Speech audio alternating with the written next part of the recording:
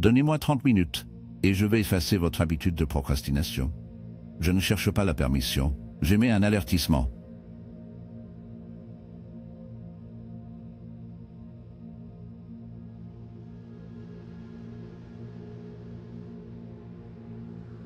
Parce que vous avez construit votre vie sur un mensonge qui agit comme un parasite dans votre esprit. Vous croyez que vous avez assez de temps, mais vous ne le faites pas. Personne ne le fait. Chaque seconde qui passe n'est pas seulement le temps de glisser, c'est une chance que vous enterrez, et vous le faites avec l'apathie de quelqu'un qui n'a pas saisi l'importance de sa propre existence. Vous voulez une vérité qui retirera vos masques en un seul coup? Vous ne tergiversez pas parce que vous êtes paresseux. Vous le faites parce que vous avez peur. Peur d'affronter ce dont vous êtes vraiment capable. Peur de réaliser que vous pourriez ne pas être aussi unique que vous le souhaitez. Peur de vous voir échouer sans le filet de sécurité d'une excuse. Carl Jung a bien compris cela. Il a reconnu que la procrastination n'est pas une simple paresse. C'est une forme de résistance inconsciente. C'est votre ombre, la partie de vous que vous préférez ignorer, faire les reines. Et qu'est-ce qui est encore plus insidieux? Chaque fois que vous retardez, vous responsabilisez cette ombre. Vous le nourrissez, vous le faites grandir jusqu'à ce qu'un jour, vous vous réveillez et ce n'est plus vous faites des choix. C'est elle, cette version de vous qui préfère se contenter de la médiocrité plutôt que de risquer la possibilité d'une grandeur. Est-ce que cela vous dérange? Excellent. La douleur est le signe initial que vous commencez à vous réveiller. Permettez-moi de vous poser une question difficile. Combien de fois vous êtes-vous promis que demain serait le jour où vous changez? Et combien de ces tomorrows se sont simplement transformés en un autre cimetière d'intentions brisées? La procrastination n'est pas une habitude inoffensive, c'est une trahison quotidienne de votre objectif. Et si Jung pouvait vous examiner dès maintenant, il verrait que votre résistance à agir n'est pas accidentelle. C'est le symptôme d'une âme fragmentée, d'une identité qui ne se reconnaît pas. Avez-vous déjà ressenti ce sentiment d'anxiété, ce léger tremblement à l'intérieur, quand vous savez que vous devriez faire quelque chose, mais que vous ne pouvez pas bouger? Il ne s'agit pas de manquer de volonté. C'est une guerre civile dans votre esprit. Votre moi conscient désire progresser, tandis que votre ombre vous exhorte à rester là où vous êtes, en morceaux, contrôlables, insignifiants. Chaque fois que vous choisissez le confort plutôt que l'action, vous perdez une petite bataille mais vitale, celui que vous ne voyez pas se produire mais qui provoque néanmoins les saignements. Voulez-vous savoir pourquoi vous continuez à tergiverser? Parce que vous n'avez pas encore réalisé que vos rêves, vos objectifs et vos meilleurs soins ne sont pas garantis. Ils ne vous attendent pas patiemment, ils se décomposent lorsque vous les ignorez. Une horloge invisible pend au-dessus de votre tête, cochant chaque seconde qui ne reviendra pas. Chaque excuse que vous faites est une autre coche de cette horloge, en avançant sans relâche. La procrastination ne retarde pas seulement les tâches, c'est l'autodestruction au ralenti. Pouvez-vous imaginer à quoi ressemblerait votre existence si vous étiez vraiment inébranlable avec votre temps? Si vous considérez chaque instant comme un actif fini et non renouvelable, car il l'est, pas de seconde chance, pas de remake. Carl Jung a discuté de l'individuation, le voyage de devenir qui vous êtes censé être. Cependant, ce voyage s'accompagne d'un coup sacrifice, confrontation et effort ardu et inconfortable. Pourtant, que faites-vous à la place? Vous préférez regarder des vidéos de motivation, des listes de tâches sans fin, des livres sur lesquels vous n'agissez jamais, des activités qui masquent votre stagnation comme progrès. Mais sous la surface, vous connaissez la vérité. Vous comprenez que tout est une performance. Que même si vous êtes occupé à créer une autre liste d'objectifs, la vie continue d'avancer sans vous. Et puis vient la dure réalité. Vous préférez vous livrer à des vidéos de motivation, à des listes sans fin, à des livres non lus, considérant l'inertie comme activité. Mais au plus profond, vous vous rendez compte que tout est une façade. Pendant que vous écrivez plus d'objectifs, la vie persiste hors de votre portée. Et puis, le choc vient, quelque chose dont vous ne vous préparez pas. Tu ne dois rien, ni l'univers, ni la vie, ni vos aspirations ne vous doivent rien. Ils ne viendront pas vous sauver. Il n'y a pas de signe magique, pas d'alignement parfait. Seulement vous confrontez le vide que vous avez créé grâce à chaque décision que vous avez évitée. La procrastination n'est rien de moins qu'une autodestruction lente, un crime secret contre votre véritable potentiel. Êtes-vous prêt à continuer à faire face à des vérités inconfortables? Bien, parce que je démontrerai pièce par pièce les mensonges qui vous détruisent. La première idée fausse. Je dois me sentir motivé pour commencer. Croyez-vous vraiment que ceux qui changent le monde attendent qu'ils soient inspirés? La personne qui n'agit que lorsqu'elle est de bonne humeur finit par ne rien construire. Au lieu de cela, il fabrique des excuses et imagine de fausses réalités. L'action vient avant la motivation, il ne le suit pas. Prendre des mesures génère de l'élan. Attendre de se sentir motivé, c'est comme attendre que l'océan se calme avant d'apprendre à nager. Ce n'est pas que vous ne pouvez pas agir, c'est que vous attendez la permission. Et savez-vous qui doit vous donner cette permission? Personne. La deuxième idée fausse, ce n'est pas le bon moment. Permettez-moi de vous dire quelque chose que vous devriez graver dans votre esprit. L'idée du timing parfait est un fantasme que votre esprit crée pour justifier de ne rien faire. La vie ne s'arrête pas ou ne négocie pas pour votre commodité. Cela ne reproduit pas pour s'adapter à votre préparation. Vous sautez maintenant ou risquez la noyade. La troisième idée fausse, je ne suis pas encore assez bonne. Mais quand pensez-vous que vous serez? Demain? Mois prochain? L'année prochaine? Cette croyance n'est qu'un piège mental conçu pour vous garder dans votre zone de confort. La seule façon de devenir compétente est d'agir avant de se sentir entièrement préparé.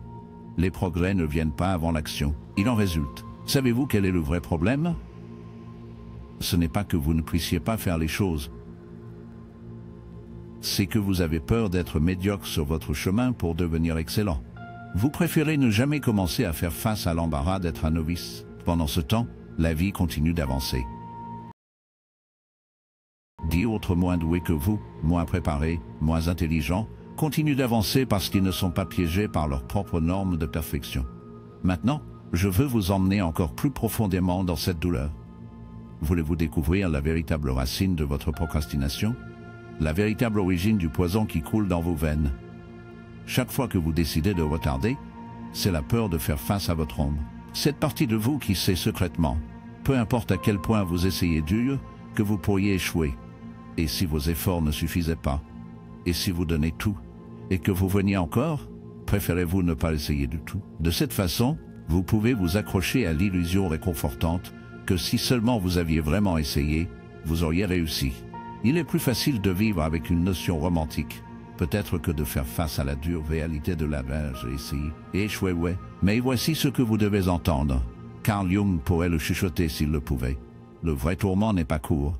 Il ne sait jamais ce que vous pourriez être devenu. Chaque jour, vous tergiversez, vous n'évitez pas seulement l'échec, vous sabotez par inadvertance votre chance de découvrir votre véritable potentiel. Votre hésitation est la tombe prématurée pour toute la grandeur que vous auriez pu obtenir. Et il n'y a aucune promesse d'une fin heureuse dans cette histoire. Seulement le choix austère d'aller de l'avant ou de rester piégé. En désirez-vous encore plus? Bien, parce que je n'ai pas encore fini avec vous. Maintenant, écoutez attentivement. Quelle est l'étape la plus vitale que vous puissiez prendre pour récupérer votre vie? Ce n'est pas une question de perfection.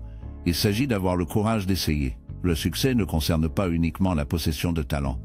Il s'agit d'être disposé à faire ce pas en avant initial. L'action la plus courageuse que vous puissiez prendre est d'aller de l'avant malgré avoir peur, incertaine ou ne se sentant pas digne.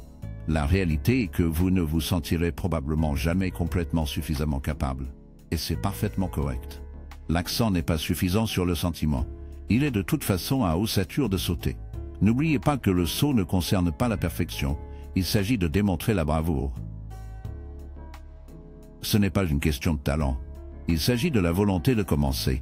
La première étape n'est pas nécessairement motivée par la motivation, mais par un choix d'agir. Lorsque vous tergiversez, vous sapiez votre potentiel pour découvrir votre grandeur. Vos retards agissent comme une tombe précoce pour toutes les possibilités que vous auriez pu réaliser. Il n'y a pas de fin heureuse garantie, seulement les choix que vous faites. Alors tu en veux plus? Parfait, parce que je n'ai pas encore fini avec vous. Portez maintenant une attention particulière, car ce qui vient ensuite n'est pas pour les timides. J'ai parlé de la peur, de l'ombre intérieure et de la bataille tranquille à l'intérieur. Pourtant, il y a une force encore plus insidieuse qui alimente votre procrastination, l'autotromperie. Chaque jour, vous vous mentez, sans pause ou honte. Souvent, sans même s'en rendre compte. Vous vous dites que vous êtes occupé lorsque vous êtes vraiment distrait. Vous prétendez que vous planifiez lorsque vous reportez réellement. Vous continuez à vous dire que vous attendez le moment parfait, mais, sous cette façade, vous savez que vous fuyez quelque chose de plus sombre. Réalisez-vous ce que Jung pourrait en avertir. Cette autotromperie est la forme la plus rusée de la rébellion de l'esprit inconsciente. Un acte sinistre conçu pour vous protéger de la réalité brutale et implacable de votre propre médiocrité. Votre esprit, fin d'éviter la vérité, l'artisanat élabore des mensonges et de fausses justifications en faisant semblant de faire une pause, alors qu'en réalité, vous vous abandonnez à l'ombre à l'intérieur. La vérité horrible est que vous faites cela avec un talent artistique étrange. constituant des châteaux de rationalisation si convaincants que vous vivez emprisonné, entouré de vos propres illusions manufacturées. Vous voulez une preuve? Combien de fois vous êtes-vous dit « et là je ne me sens pas bien aujourd'hui. Demain sera sûrement mieux », tout en sachant que vous vous cachez du chaos que vous devriez affronter? Combien de fois avez-vous masqué votre inactivité en termes doux, en évitant la vérité que l'action est ce que vous craignez vraiment? Le repos n'est pas la procrastination, mais lorsque vous utilisez la sympathie pour vous-même comme un bouclier pour esquiver vos responsabilités. C'est-à-dire, l'autotromperie devient l'opium qui émoussait vos sens. Il apaise vos angoisses, tout en vous déchirant secrètement la vie de l'intérieur. Ironiquement, plus vous êtes rusé et intelligent, plus vos illusions auto-créées deviennent élaborées. Vos compétences de raisonnement, au lieu de vous autonomiser, se transforment en armes de destruction contre votre propre âme. L'éclat mal réalisé n'est pas un cadeau, c'est un piège, une obscurité qui vous consomme de l'intérieur. Vous ne manquez pas d'idées, vous n'avez pas le courage de faire face à ce qui se cache derrière eux. Vous possédez toutes les ressources dont vous avez besoin. Le temps n'est pas votre problème. Ce que vous avez en abondance, ce sont les justifications.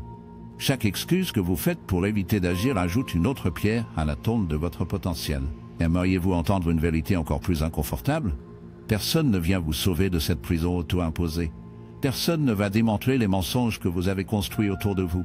Cette responsabilité repose entièrement sur vos épaules.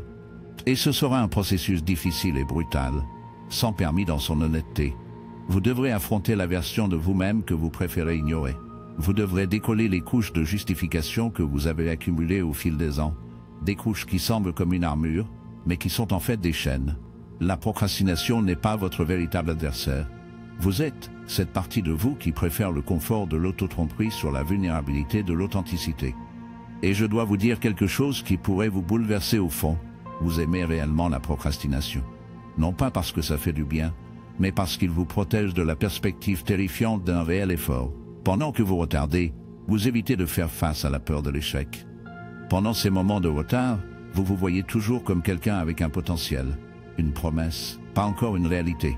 Les promesses ne causent pas de douleur, les résultats font. Êtes-vous prêt à aller au-delà d'être une promesse et à entrer dans quelque chose de tangible, imperfect mais authentique? Êtes-vous prêt à vous libérer du cycle de l'autotromperie et à commencer à vivre comme si votre vie comptait vraiment?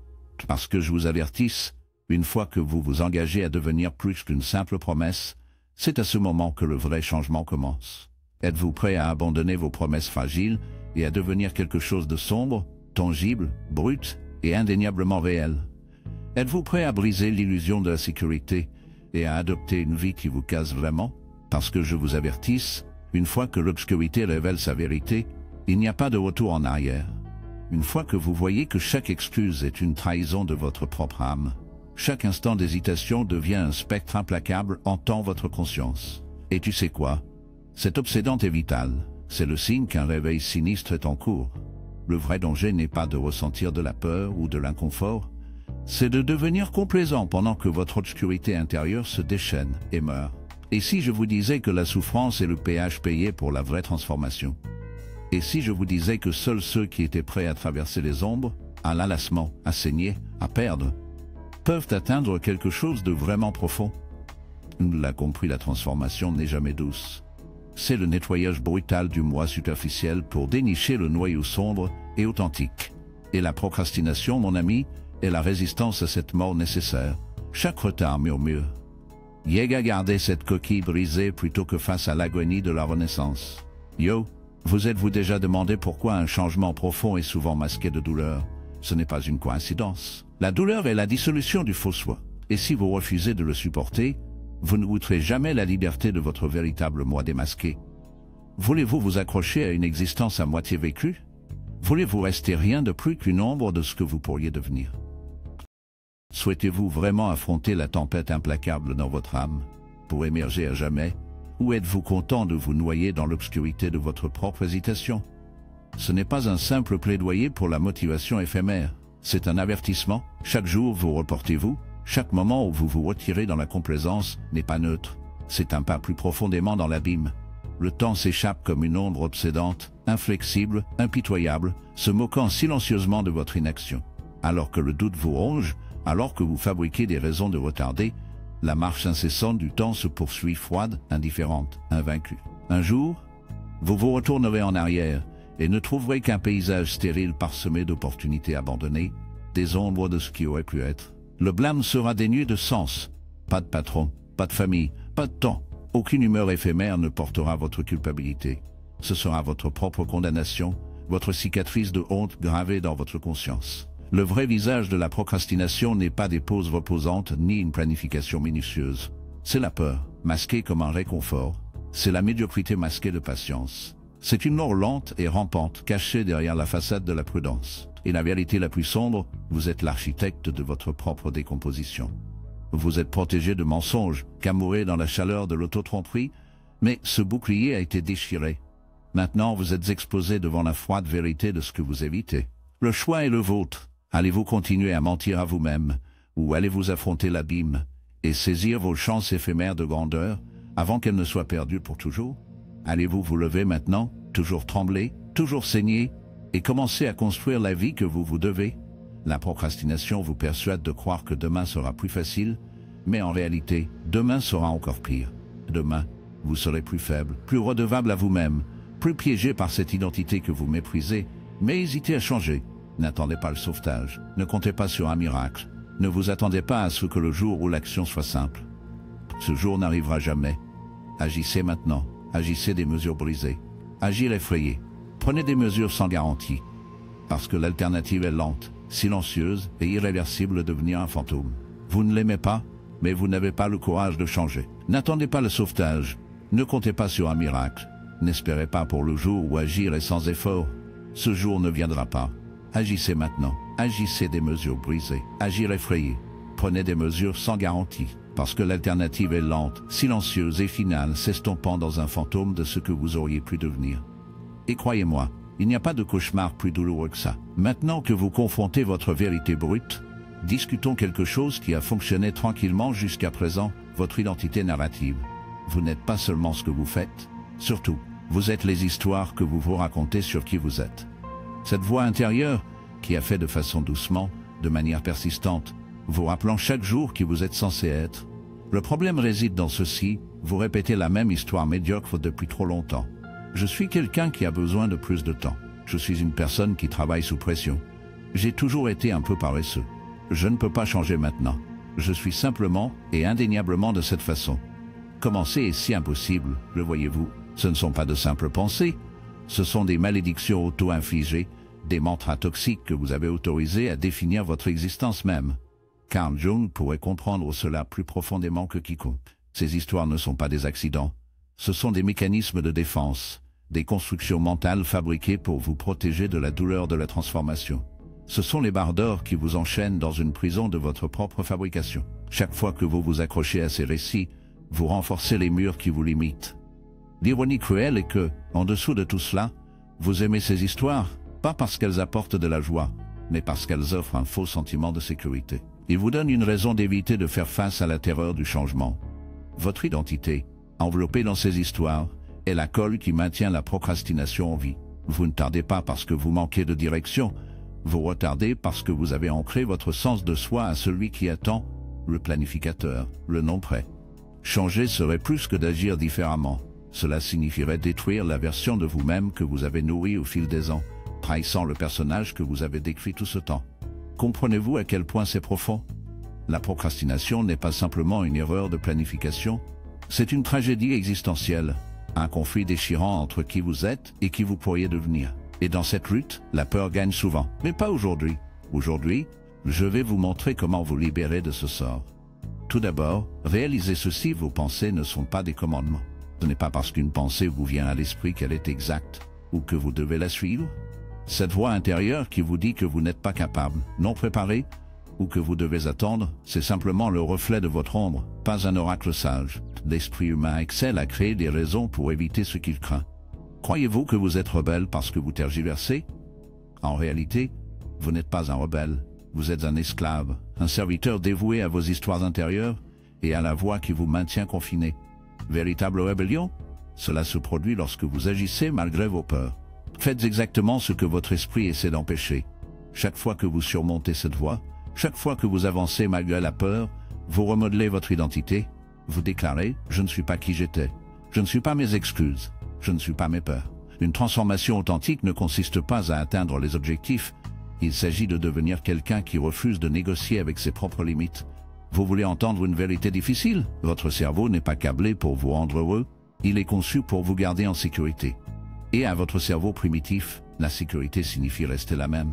Vous éloignez que vous étiez hier. La procrastination provient souvent d'une grande peur du changement, une reconnaissance que l'entrée dans l'inconnu semble menaçant. Chaque nouvelle étape, chaque défi, déclenche des alarmes internes en chuchotant.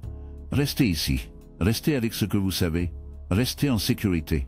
Pourtant, obéir à ces avertissements vous condamne à une boucle monotone, répétant les moments d'hier sans cesse. La sécurité, sous sa forme réconfortante, rôtait silencieusement le potentiel de croissance. Pour vraiment avancer, vous devez trahir votre désir de réconfort, embrasser l'inconfort comme votre nouvelle réalité. Et, à vrai dire, ce ne sera pas facile, probablement pas joli non plus. Le processus sera désordonné, chaotique, douloureux, mais ce sera authentique. Et cette authenticité, bien que douloureuse, dépasse une vie engourdie et indifférente. Regardez autour de vous, ceux qui ont réalisé ce que vous avez envie. Imaginez-vous qu'ils sont arrivés sans peur, sans doute, sans jamais entendre des voix chuchotant leur échec. La vérité est qu'ils ont simplement refusé de se rendre à la peur. Ils ont porté leur peur comme des charges, mais ils ont continué à avancer. Maintenant, permettez-moi de poser une question difficile. Combien de temps allez-vous retarder la vie vraiment? Une autre année? Une autre année? Une autre aspiration enterrée? Combien de temps allez-vous vous accrocher au mensonge réconfortant qu'il est encore temps? Sachez, la vie n'offre aucune offre, ni remise de dernière minute. Pas de promotion spéciale pour ceux qui attendent jusqu'à la fin. Seules les conséquences. Et comme vous hésitez, les autres, peu talentueux, moins fortunés, moins capables, sont déjà en train de créer la vie dont vous rêvez. Ce n'est pas parce qu'ils sont meilleurs que vous, mais parce qu'ils ont choisi de bouger pendant que vous restiez en attente. Cela reste le plus grand péché, l'inaction consciente. Si vous êtes conscient de votre procrastination et que vous continuez à vous adonner, vous devenez complice de votre propre chute. Vous n'êtes pas simplement une victime, vous êtes celui qui exécute votre disparition. Est-ce que ça fait de la douleur d'accepter cette réalité? Bien. Cette douleur signifie que quelque chose en vous s'attarde toujours, comme résidant tranquillement disparaître tranquillement. Ne laissez pas cette souffrance se gaspiller, utilisez-le. Transformez cette colère en action, même si vos pas hésitent et tremblent. Parce que si vous continuez à retarder dans quelques années, lorsque vous regardez en arrière, cette douleur s'approfondira, harche et implacable, née de la connaissance de ce que vous auriez pu faire, mais choisi de ne pas le faire. Il n'y a pas d'anesthésie pour engourdir ce regret. Alors voici votre ombre, votre histoire brisée et un choix nettement simple. Resterez-vous un observateur passif pour votre propre ruine? Ou allez-vous rassembler la force de se lever, la moitié tremblante, mais déterminée, et commencer à forger la vie que vous méritez? Le monde ne ralentira pas pour vous, et il n'attendra pas. Chaque seconde gaspillée devient une autre pierre dans la tombe de vos possibilités. La procrastination se déguise comme une prudence, mais ce n'est rien d'autre que la mort déguisée. Et maintenant, vous ne pouvez plus vous cacher derrière l'ignorance, vous êtes conscient de ce qui est en jeu, de qui est l'ennemi et de la bataille qui nous attend. Alors dites-moi, vous vous battez? Ou allez-vous continuer à retarder jusqu'à ce qu'il ne vous reste plus? Ne répondez pas immédiatement. Laissez vos actions parler pour vous. Le temps ne s'arrête pas. Il ne pardonne pas, ni négocie. Et croyez-moi, la miséricorde n'est pas quelque chose qu'elle offrira.